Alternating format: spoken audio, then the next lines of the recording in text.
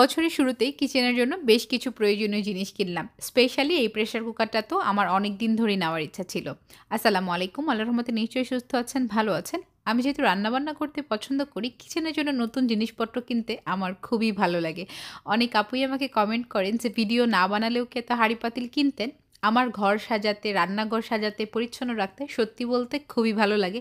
এগুলোর প্রতি আমার আলাদা রকম একটা নেশা কাজ করে। তো আজকে কী, কী কিনেছি আপনাদের সঙ্গে একটু শেয়ার করছি। প্রথমে আমি একটা কাঁচের জগ নিয়েছি। আমার আগের জগটা একটু পুরাতন হয়ে গিয়েছে। এরপর এই কড়াইটা নিয়েছি অ্যালুমিনিয়ামের। এটা খুবই হেভি এবং খুবই ভালো। এরপর আরও একটা ফ্রাই প্যান নিয়েছি। এরপর নিয়েছি একটা রুটি বানানোর তাওয়া। এটাতে অনেক কিছুই করা যাবে, গ্রিল ট্রিলও করা যাবে, সেই জন্য নিয়েছি।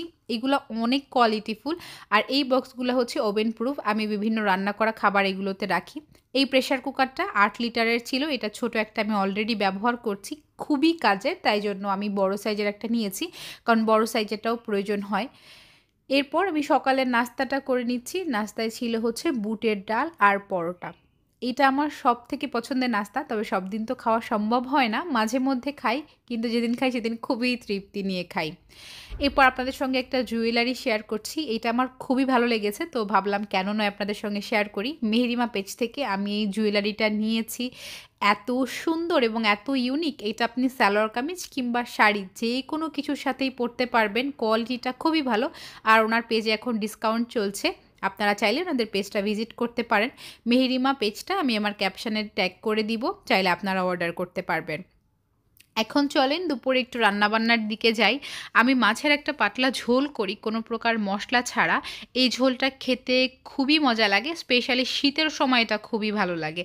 এটা আমি কই মাছ দিয়ে করছি, চাইলে আপনারা অন্য যে কোনো ছোটো মাছ দিয়ে করতে পারেন। প্রথমেই আমি একটু সয়াবিন তেলে গোটা জিরে ফোড়ন দিয়ে দিয়েছি। এরপর দিয়েছি পেঁয়াজ, রসুন এবং কাঁচামরিচ। হলুদ লবণ দিয়ে একটু ভালো মতো ভেজে নিয়ে আগে থেকে কেটে ধুয়ে রাখা মাছ এবং আলু কুচি দিয়েছি, সঙ্গে দিয়েছি টমেটো। এখানে কিন্তু টমেটোটা দিতেই হবে, ঝালটা আপনি আপনার পরিমাণ অনুযায়ী দিবেন। এরপর আমি পরিমাণ মতো একটু গরম পানি দিয়েছি। আমি তরকারিতে সবসময় গরম পানি দেওয়ার চেষ্টা করি।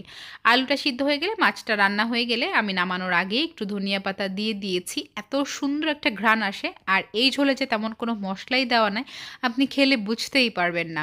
এইটা আমি খুবই পছন্দ করি এবং এই ঝোলটা কিন্তু বাচ্চাদের খাওয়ানোও বেশ ভালো। ঝালের পরিমাণটা একটু কমিয়ে দিলেই হয়, যেহেতু এখানে কোনো এক্সট্রা মশলা থাকে না। এরপর আমি একটু ডাল রান্না করব। ডালটা আমার বাসায় মোটামুটি সব দিনই রান্না করতে হয়। যত যা কিছুই রান্না করি ডাল একদম লাগবেই। মাংস রান্না করি, মাছ রান্না করি, ডাল ছাড়া হই না। আর আমি নিজেও ডাল অনেক পছন্দ করি। অন্যদের কথা আর কি বলবো। তো এখানে আমি ডাল সিদ্ধ করে নিয়েছি, জলপাই ডাল রান্না করছি। তো এখন ফোড়নটা করে নিচ্ছি। ফোড়নের জন্য আমি দিয়েছি রসুন কুচি, পেঁয়াজ কুচি, গোটা শুকনো মরিচ এবং গোটা জিরে। ফোড়ন দেওয়া ডাল খেতে সবসময় ভালো লাগে।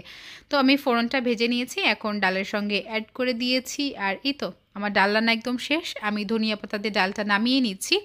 এই ছিল আমার একদম সিম্পল রেসিপি। আপনাদের কাছে কেমন লেগেছে আমাকে অবশ্যই একটা কমেন্ট করে জানাবেন। আর ভালো লাগলে কিন্তু অবশ্যই আমার ভিডিওটা শেয়ার করে দিবেন।